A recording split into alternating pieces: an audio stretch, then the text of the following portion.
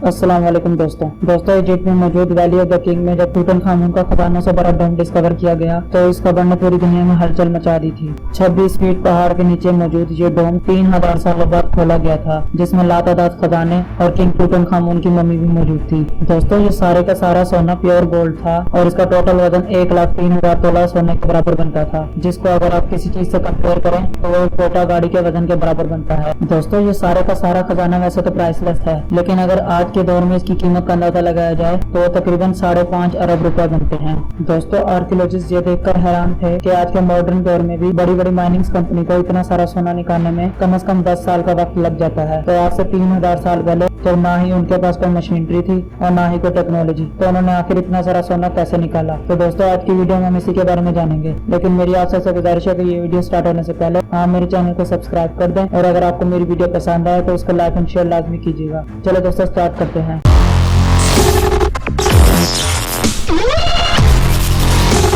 दोस्तों एक मुश्किल काम को सर अंजाम देने के लिए French gold expert Thomas Forger अपनी टीम के साथ मैदान में उतर आए। दोस्तों सबसे पहले तो थॉमस ने मिलने वाले सोने को कई सालों तक स्टडी किया और फिर उसकी कंपोजिशन मुख्तलिफ जगहों से मिलने वाले गोल्ड से कंपेयर की। दोस्तों कई सालों की मेहनत के बाद थॉमस और उसकी टीम को ये तो पता चल चुका था कि टूटनखामुन को डोम से जो खजाना मिला है वो किंग वैली के आसपास के पहाड़ों से निकाला गया है। और दोस्तों असल चैलेंज ये था कि वो कौन सा पहाड़ है जहाँ से एशियन माइनर्स इतना सारा सोना निकाला करते थे। लेकिन दोस्तों ये इतना भी आसान नहीं था, क्योंकि किंग्स वैली के आसपास हजारों पहाड़ हैं और ये जानना बहुत ज्यादा मुश्किल था कि एशियन माइनर्स किस पहाड़ से सोना निकाला करते थे। दोस्तों French gold expert Thomas Forger अपने एक आर्कियोलॉजिस्ट दोस्त के साथ किंग्स वैली से 80 किलोमीटर दूर एक सहरा में पहुंच गया। दोस्तों यहाँ पे कई छोटे छोटे पत्थर हैं और थॉमस का कहना ये था कि इन पत्थरों के बीच बहुत सा सोना मौजूद है और अगर एशियन माइनर्स ने यहाँ से सोना निकाला होगा तो यहाँ पे माइनिंग ऑपरेशन के कोई न कोई सुराग जरूर मौजूद होंगे। दोस्तों थॉमस का कहना ये भी था कि अगर एशियन माइनर्स ने यहीं से सोना निकाला होगा तो उसमें काफी ज्यादा मैन पावर भी लगी होगी। दोस्तों थॉमस और उसका दोस्त इसी सहरा के अंदर घंटों सफर करने के बाद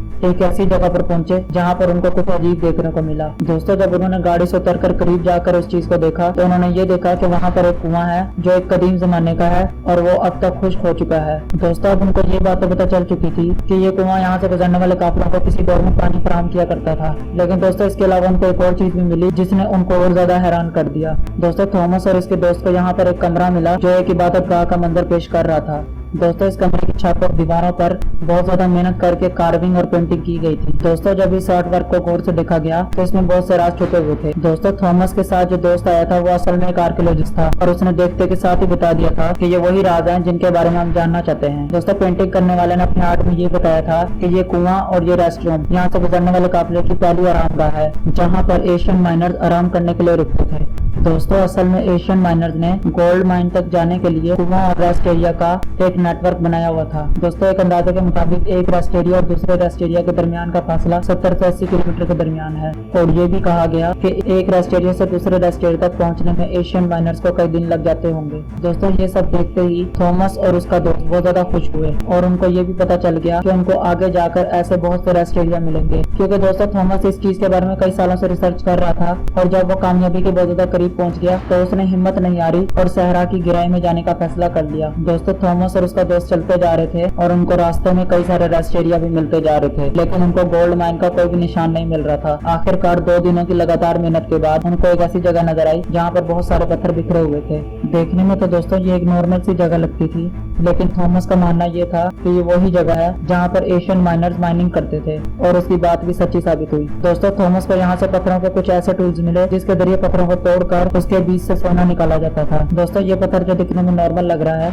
इसको दूसरे पत्थर पर मारकर उस पत्थर को क्रश किया जाता था और फिर उसके बीच से सोना निकाला जाता था। दोस्तों जब थॉमस ने थोड़ी सी और मेहनत की तो उसको यहाँ से और कई ज्यादा पत्थरों के टूल्स मिले जिसकी मदद से एशियन माइनर्स सोना निकाला करते थे, क्योंकि दोस्तों थॉमस को एशियन गोल्ड माइनर्स की माइनिंग करने के तरीके के बारे में काफी ज्यादा जानकारी थी। इसी वजह से थॉमस का मानना ये था कि एशियन माइनर्स पहाड़ों को खोद खोद कर उसके अंदर टनल्स बनाया करते थे और फिर टनल में मौजूद खास पत्थरों को इकट्ठा करके इस माइनिंग कैंप पे लाया जाता था और फिर यहाँ से सोना निकाला जाता था और फिर जब सारा सोना निकल जाता था तो उसको फिर किंग वैली में भेजा जाता था। दोस्तों अब थॉमस को माइनिंग कैंप तो मिल चुका था, लेकिन अफसोस की बात ये थी कि जिन टनल्स की वो बात कर रहा था वो टनल्स वहाँ पर इसको दूर दूर तक नजर नहीं आई। शायद दोस्तों हजारों साल पहले खोदी गई ये टनल्स बहुत ज्यादा कमजोर थी और अर्थक्वेक्स आने की वजह से कोलैप्स हो गई होंगी। दोस्तों थॉमस का कहना ये था कि इस तरीके से गोल्ड माइनिंग का काम करने में अगर 100 लोग भी एक साथ एक हफ्ते तक काम करें तो वो एक स्पून जितना सोना इकट्ठा कर सकते हैं। और दोस्तों इस बात को जानते हुए ये कहना भी गलत नहीं होगा कि टूटनखामुन के डोम से मिलने वाले खजाने को माइन करते हुए